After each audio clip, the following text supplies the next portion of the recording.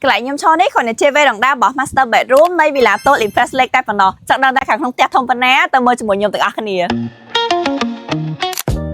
về đằng đa thông phần năng ấy cho nó khẳng không ngỏ thông phần ná ở chân đi còn là chơi master bedroom muối đại bóng ôn anh mơ khơi hen là khẳng ní cứ miền box in closet đào từ pì còn vài bóng bóng cho nàng khi dân miền tại box in closet xem mẹ bóng bóng thang phó còn miền hơi nơi khẳng ní ai hiện trong chỉ bóng khang say của bạn đây box in closet tầng pì ní ha xong đã smile vào top cây mua vậy nâng hai khăn chay cái làng bong bongใส่ make up á can tầng nghi sủa tiệt banมัน top cây nó thôm mà bánh chật công pô bị đen vinh là hột đó từ 3 mét hay ai mơ tên ส ភាព ban ទាំងសួនហើយជាមួយនឹងបឹងទៀតផង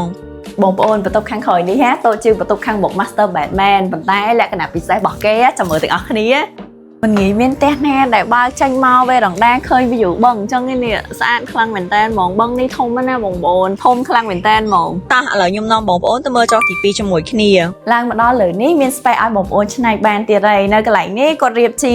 លក្ខណៈបែបបន្ទប់ទទួលភ្ញៀវទី2ក៏បានឬក៏ជាកូនបណ្ណាល័យក៏បានឬក៏ជាកន្លែងក្មេងលេងក៏បានដែរក្រៅពី space ធំនៅខាងក្រៅនេះហើយចុះទី2គឺមានដល់ទៅ3បន្ទប់គេងដែលបន្ទប់នីមួយៗឲ្យចាញ់គ្នាទេមួយគឺមើលបានទេសភាពសួនហើយពីរទៀតគឺមើលបានទេសភាពបឹងអញ្ចឹងកន្លែងហ្នឹងហើយដែលជាលក្ខណៈពិសេសរបស់ផ្ទះ Villa Tô ដ៏ Impress លេខ1នេះបន្ទប់គេងធំប៉ុណ្ណឹងហើយអញ្ចឹងជាខាងបាតអាចតូចបានទេត្រូវទេជាខាងបាយនេះធំខ្លាំងមែនតើហ្មងម្ខាងដែលជាខាងបាយគឺមានបន្ថែម Island ដែលផ្ដល់សោភ័ណភាពមួយកម្រិតទៀតម្ខាងទៀតអាចដាក់តុញ៉ាំបាយបានបន្ថែមធំទូលាយមានពន្លឺចិញ្ចោលគ្រប់គ្រាន់ហើយអាចបើកបង្អួចមើលចេញទៅខាងក្រៅបានដែលជាបង្អួចស្លាយមានដល់ទៅ4ឯណោះចុងក្រោយគេងាកមកមើលបន្ទប់ទទួលភ្ញៀវវិញម្ដងដែលមានទាំងស្ដាំនិងឆ្វេងហើយបងប្អូនអាចដេកបន្ថែមបានទៅតាមតម្រូវការជាក់ស្ដែងចូលចំហៀងផ្ទះវិញនៅសល់ដោយចំហៀងម្ខាង2ម៉ែត្រហើយម្ខាងទៀតដោះទៅ6ម៉ែត្រកន្លះឯណោះតែអាចរៀបជាសួនដ៏ធំដែលជាចំណែកដ៏ធំមួយជំនួយដល់គុណភាពនៃការរស់នៅជាមួយនឹងធម្មជាតិបានមួយកម្រិតទៀតបន្ទាប់ពីសួនជាមួយនឹងបឹងនៅខាងក្រៅគម្រោងនៅក្នុងគម្រោង The Palace ក៏មានសួនទំហំធំមួយទៀតដល់ទៅ1ហិកតាផងដែរសំខាន់ឆាក់នេះនឹងមានគម្រោងដ៏ធំមួយទៀតគឺ Sport Center នៅក្នុង Orchidea The Botanic City ផ្លូវ 6A នេះតតែម្ដងដែលមានឈ្មោះថា